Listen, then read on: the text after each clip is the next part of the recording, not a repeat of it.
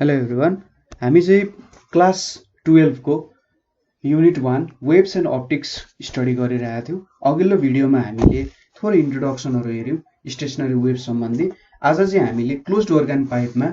Stationery waves कसरी produce हुन्छ, कस्तो प्रोड्युस हुन्छ र हामीले यहाँबाट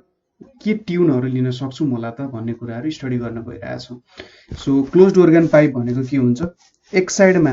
ओपन हुन्छ, अर्को साइडमा के हुन्छ, क्लोज हुन्छ। एकदम सिम्पल छ। के हो त, एक साइडमा ओपन, अर्को साइडमा क्लोज हुन्छ। अब हामीले यहाँनिर युज गर्ने अर्गन पाइपको लेन्थ भनेको क्यापिटल एलले डिनोट गरेर आन्छौँ हामीले, हैन? ठिक छ, यसरी क्यापिटल एलले डिनोट गर्छौँ। अब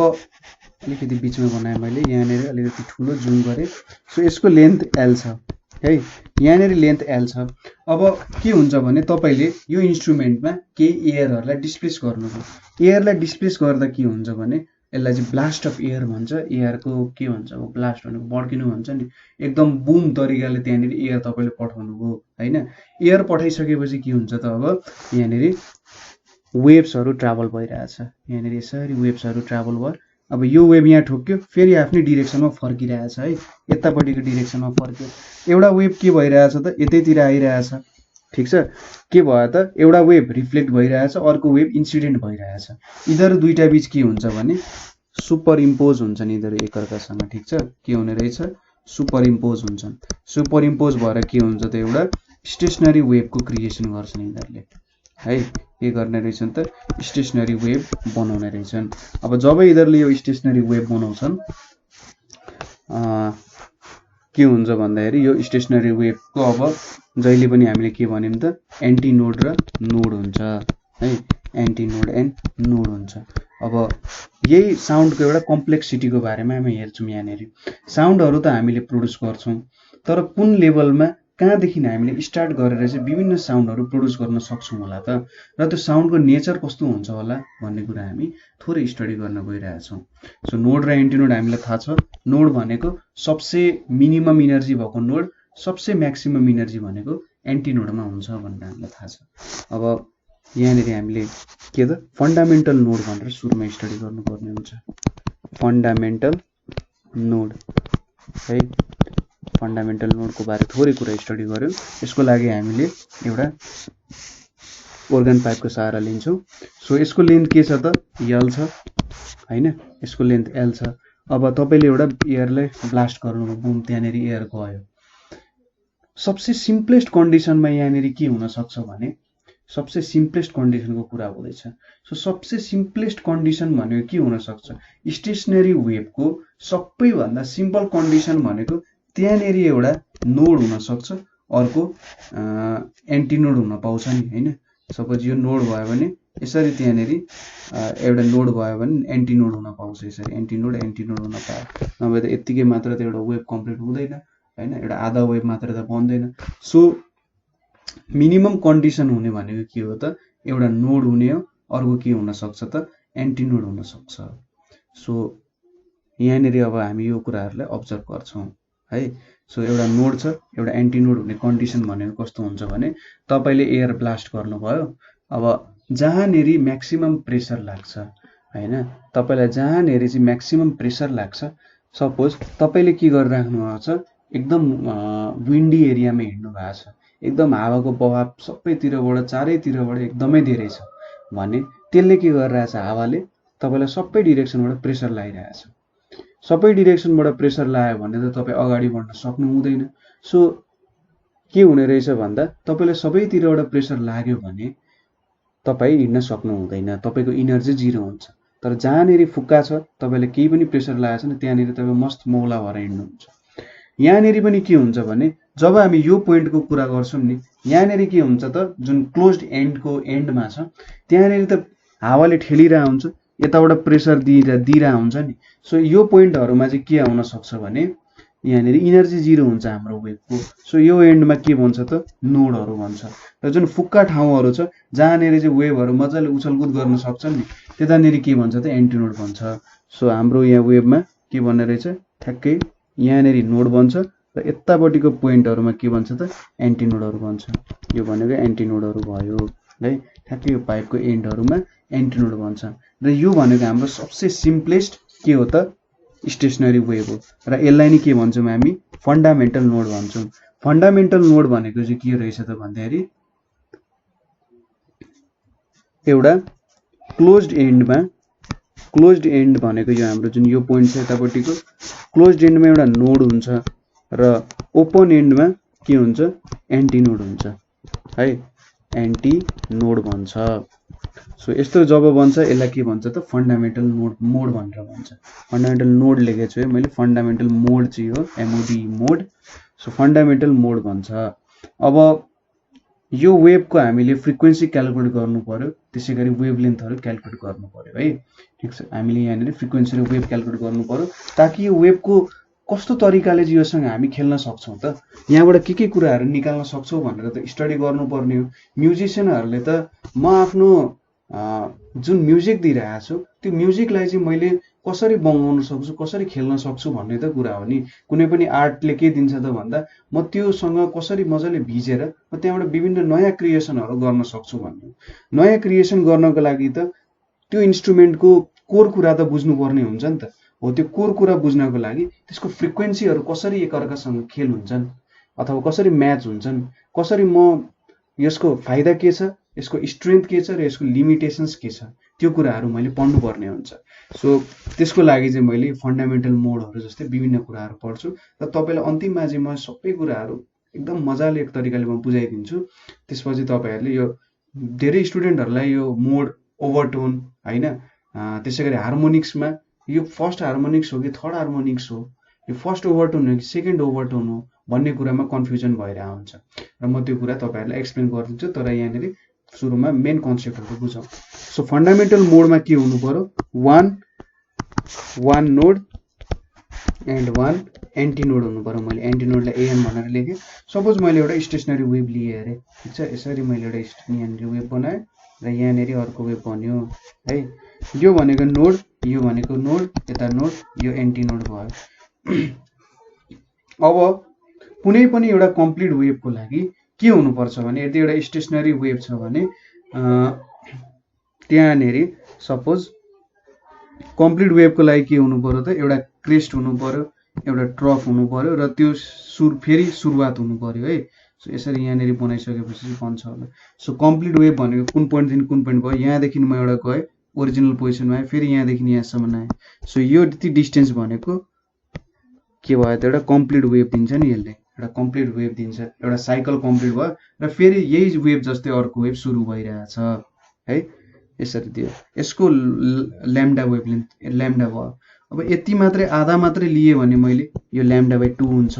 हैन के हुने रहेछ त ल्याम्डा/2 अब यसको आधा भनेको नोड र एउटा नोड र एन्टी नोडको डिस्टेन्स भनेको चाहिँ ल्याम्डा/4 हुन्छ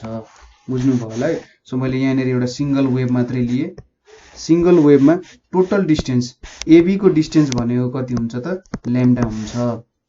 एबी को डिस्टेन्स ल्याम्डा हुन्छ मैले यो पोइन्टलाई ओ भनेर लेखे भने एओ बीच कति हुन्छ त अब एओ बीचको डिस्टेन्स ल्याम्डा/2 हुन्छ यति भनेको ल्याम्डा/2 हुन्छ मैले फेरि यो मिडल पोइन्ट जुन हाम्रो एन्टी नोड छ यहाँनेर र यहाँनेर नोड छ यिनीहरु दुईटाको डिस्टेन्स क्याल्कुलेट गरे भने अब यो ल्याम्डा/4 यो ल्याम्डा/4 हुन्छ नि त ताकि यो ल्याम्डा/2 होस् सो एउटा नोड र एन्टी नोडको बीचको डिस्टेन्स कति हुने रहेछ त यति डिस्टेन्स भनेको चाहिँ ल्याम्डा/4 हुने रहेछ बुझ्नुभयो होला ल्याम्डा/4 हुने रहेछ र हामीले त के दिएको छ त यसको लेन्थ दिएको छ सो हाम्रो जुन यो लेन्थ छ यसलाई मैले ल्याम्डा1 भनेर लेख्छु है सो यो लेन्थ र हाम्रो यो डिस्टेन्स त इक्वल हुने भयो यहाँनेर हैन सो यसले के दिने भयो त भन्दा लेट हाम्रो एलबी लेन्थ अफ ट्युब ल्याम्डा1b के मानिम त भन्दा ल्याम्डा1b वेभलेन्थ अफ स्टेशनरी वेभ हो भने के हुन्छ त L = ल्याम्डा1/4 भनेर लेख्न पाइयो नि त हैन यो ल्याम्डा1 हो भने यति लेन्थ भनेको चाहिँ हाम्रो नोड र एन्टी नोड बीचको डिस्टेन्सै हुने रहेछ सो ल्याम्डा1 भनेको मैले 4L भनेर लेख्न पाएँ यसलाई ठीक छ ल्याम्डा1 भनेको 4L लेख्न पाएँ अब सपोज मेरो साउन्डको भेलोसिटी v हो भने मैले के लेख्न सक्छु त फ्रिक्वेन्सी इन्टु फ्रिक्वेन्सी 1 नै लिएको फ्रिक्वेन्सी 1 इन्टु ल्याम्डा 1 भनेको चाहिँ मेरो भेलोसिटी हुन्छ और v is equals to f मैले के गर्छु त यहाँले f1 is equals to v by lambda 1 भनेर लेख्न पाउँछु और फ्रिक्वेन्सी 1 भनेको के भयो त v बाइ ल्याम्डा को भ्यालु मैले यहाँ सब्स्टिट्युट गरे भने v बाइ 4l हुन्छ सो यो जुन भ्यालु मैले भेटे f1 is equals to v by 4l यो भनेको त मेरो सबसे सिम्पलेस्ट वेभ को फ्रिक्वेन्सी हो नि सो यसलाई मैले के भन्छु त फन्डामेन्टल फ्रिक्वेन्सी भनेर भन्छु है यसलाई के भन्छु त मैले फन्डामेन्टल फ्रिक्वेन्सी भनेर डिनोट गर्छु अर्को ल्याङ्ग्वेजमा भन्नु पर्दा यसलाई फर्स्ट हार्मोनिक्स भनेर पनि भन्छ फन्डामेन्टल फ्रिक्वेन्सी अथवा फर्स्ट हार्मोनिक्स भनेर पनि भनिन्छ अब के गरिन्छ त भन्दा हामीले प्रेसरको भेरिएसनहरु हैन यहाँनेरि त एउटा म्याक्सिमम प्रेसर दियो चाहिँ एउटा मात्रै वेभ निस्क्यो अब हामीले बिस्तारै प्रेसरलाई डिक्रिज गर्दै गर्दै प्रेसरलाई चेन्ज गर्दै गर्दै सोच्नुस् त एउटा बजाउने मान्छेले केही म्युजिकल इन्स्ट्रुमेन्ट बजाउने मान्छेले कस्तो तरिकाले प्रेसर चेन्ज गर्दै गर्दै त्यहाँनेरि आफ्नो म्युजिकमा रङ भरिरहेको हुन्छ नि हैन आफ्नो म्युजिकमा मिठास भरिरहेको हुन्छ त्यसरी नै हामीले विभिन्न प्रेसर दिँदै दिँदै के गर्छौं त यहाँनेरि हाम्रोमा विभिन्न वेभहरु निकाल्छौं उले के गरिरहेछ त भन्दा प्रेसरलाई घटाउँदै बढाउँदै उले विभिन्न वेभहरु चाहिँ प्रोड्युस गरिरहेछ त्यहाँ ठीक छ विभिन्न वेभहरु प्रोड्युस गर्छ र त्यो वेभहरुद्वारा चाहिँ वेभहरुसँग खेलिरहेछ त्यहाँ र उले विभिन्न फ्रिक्वेन्सीको विभिन्न हुन्छ नि वेभलेन्थका वेभलेन्थ त एउटै हुने भयो विभिन्न फ्रिक्वेन्सीका वेभहरु चाहिँ निकाल्ने गर्छ र यहाँनेरि हामीले जुन हेर्यौं सबसे सिम्पल त्यो भनेको के भयो हाम्रो फन्डामेन्टल फ्रिक्वेन्सी अथवा यसलाई फर्स्ट हार्मोनिक्स पनि भन्छ सो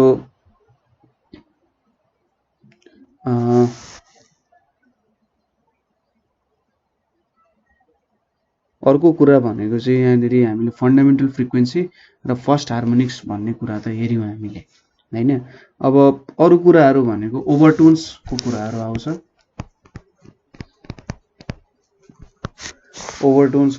आउँछ ओभरटोन्स भनेको चाहिँ के हुन्छ त भन्दा यदि तपाईले स्ट्रोङ्गर ब्लास्ट अफ एयर दिनुहुन्छ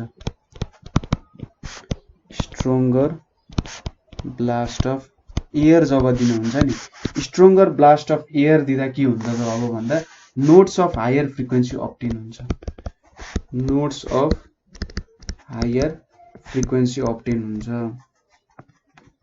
सो यहाँनेरि तपाईले के गर्नुहुन्छ भने अब तपाईले सबसे मिनिमम फुक्दाखेरि यति आयो अब तपाईले के गर्नुहुन्छ तपाईले झन धेरै प्रेसरले फुक्दै जानुहुन्छ फुक्दै जाँदा चाहिँ के आउँछ त हायर फ्रिक्वेन्सीहरु आउँदै जान्छ किनभने तपाईले धेरै एनर्जी दिएपछि त फ्रिक्वेन्सी पनि बढ्नु पर्यो हैन जति धेरै फ्रिक्वेन्सी दिनुहुन्छ जति धेरै एनर्जी दिनुहुन्छ त्यति नै त तपाईको वेभको फ्रिक्वेन्सी बढ्ने हो आखिर सबै तपाईको एनर्जी भनेको त फ्रिक्वेन्सी नै हो हैन सो जब यो फ्रिक्वेन्सी बढाउनुहुन्छ तब के हुन्छ स्ट्रोङ्गर हायर फ्रिक्वेन्सीको वेभ्सहरु निक्लिन्छ अब इदरलाई चाहिँ के भन्छ त भन्दा जब फन्डामेन्टल भन्दा हामी माथि जान्छौं नि फन्डामेन्टल वेभ भन्दा जब हामी माथिल्लो स्टेपमा चढ्छौं त्यसलाई के भन्छ त ओभरटोन्सहरु भन्छ ठीक छ जब हामीले फन्डामेन्टल भन्दा माथिल्लो हायर फ्रिक्वेन्सीहरु पाउन थाल्छौं तिनीहरुलाई ओभरटोन्स भन्छ अब यहाँनेरि हामीले हेर्नुपर्ने भनेको के हो त भन्दा फन्डामेन्टल मोड हेर्यौं फन्डामेन्टल भनेपछि अब त्यसपछि अर्को के भइदियो रे भने हामीले एउटा नोड हुँदा हेर्यौं सपोज अब दुईटा नोड प्रोड्युस गर्नु पर्यो भने के हुन्छ त यहाँनेरि एउटा नोड छ यहाँनेरि मैले अर्को नोड प्रोड्युस गर्नु पर्यो भने मेरो वेभ भनेको चाहिँ कस्तो खालको आउला भन्दा सरी यहाँनेरि आउँछ त्यसैगरी यताबाट यसरी चाहिँ मेरो वेभ यहाँनेरि बाहिर निस्किन्छ यति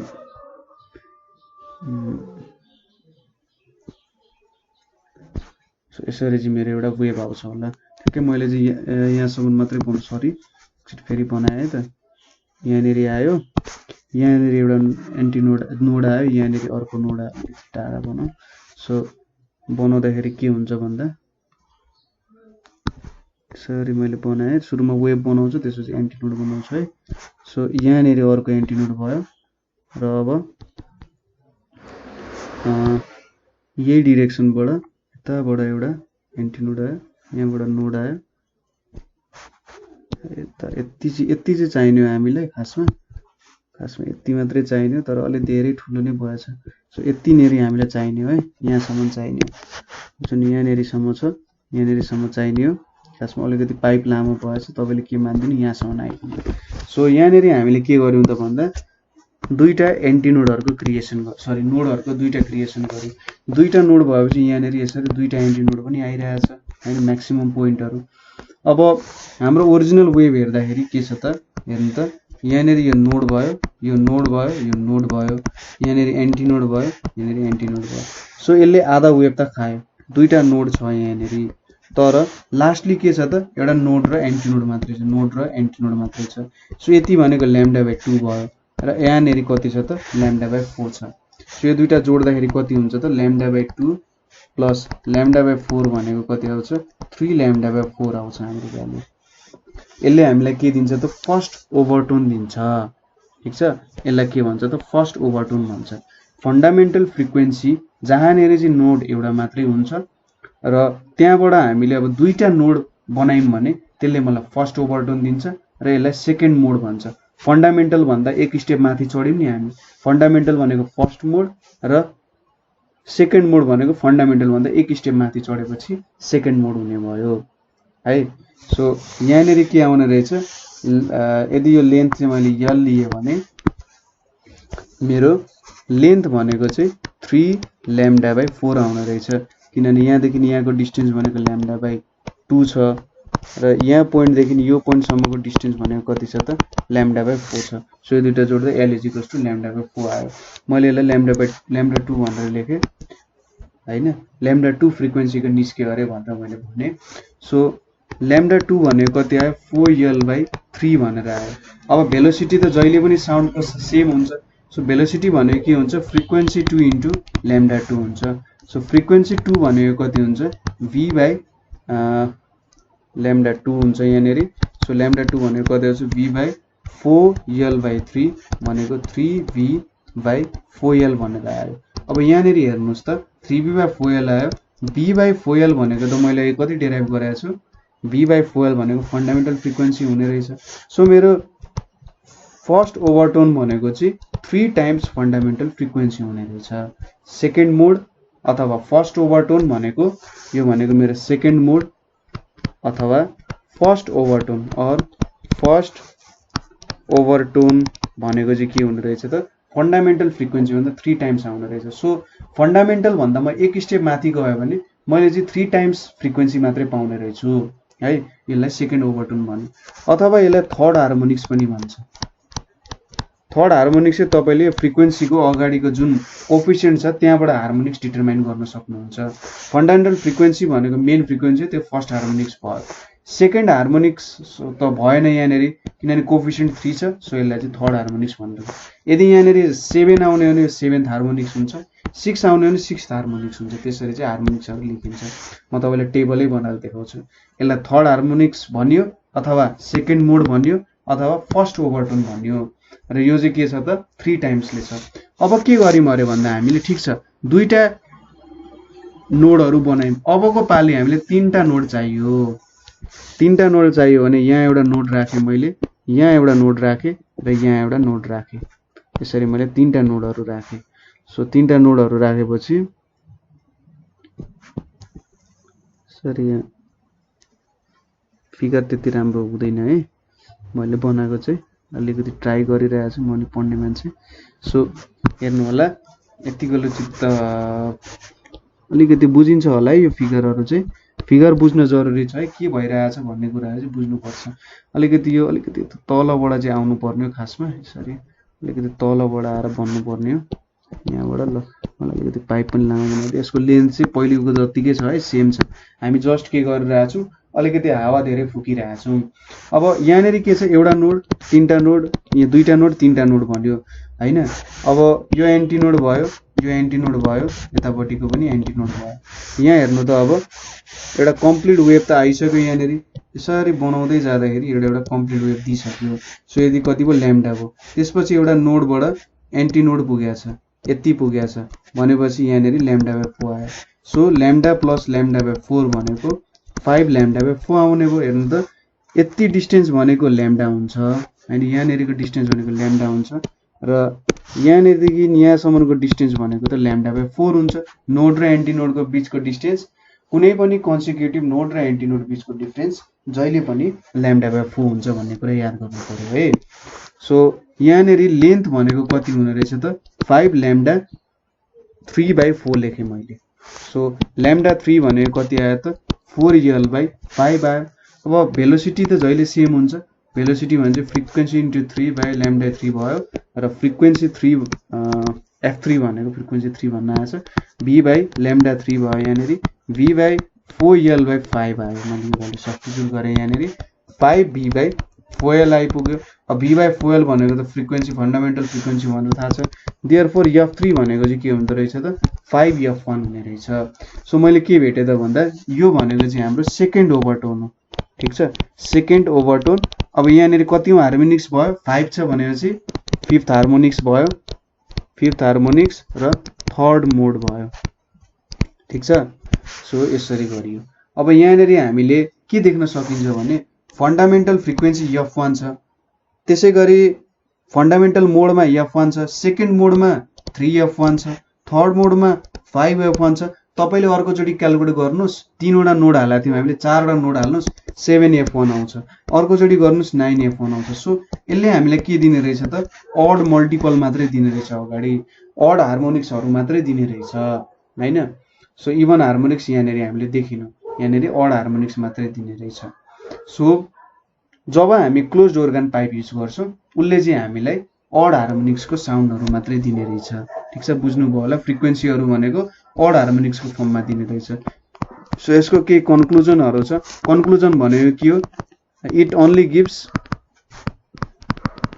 odd integral multiples, odd integral multiples of fundamental frequency, ठीक छ, odd integral multiples of fundamental frequency दिने रहेछ यसले। त्यसै गरी अर्को प्रपर्टी भनेको इभन हार्मोनिक्स आर मिसिङ, ठीक छ, even harmonics are missing. Even harmonics miss भइरहेछ, एउटा पनि इभन हार्मोनिक्स आइरहेको छैन। थर्डमा के हुन्छ, since only odd harmonics are present, odd harmonics are present, के हुन्छ त भन्दा sound is poorer in quality, sound is poorer in quality, ठीक छ। के हुने भयो त अड मात्रै प्रेजेन्ट हुने भयो भनेपछि इभन प्रेजेन्ट भएको भए त तपाईले धेरै साउन्डहरुसँग खेल्न सक्नुहुन्थ्यो, तर अड मात्रै प्रेजेन्ट भयो भनेपछि यो साउन्ड क्लोज organ पाइपबाट दिने साउन्ड चाहिँ अलिकति पुअरर क्वालिटीको हुन्छ, हामीले धेरै साउन्डहरुसँग चाहिँ खेल्न सक्दैनौं भन्ने जस्तो कन्क्लुजन दिन खोजे। अब यति कुरा बुझिसकेपछि फेरि एकचोटी भन्छु, फन्डामेन्टल फ्रिक्वेन्सीमा एउटा नोड र एउटा एन्टी नोड बनाउने हैन, फर्स्ट ओभरटोनमा दुईटा नोड बनाउने, सेकेन्ड ओभरटोनमा तीनटा नोड बनाउने, ठीक छ। त्यसपछि तपाईले अरु काम गरिहाल्नुहुन्छ, बुझिहाल्नुहुन्छ। अब यो नोड मोडहरु चाहिँ कसरी पढ्ने भन्दाखेरि सपोज मैले मोड लेखे यहाँनेरी,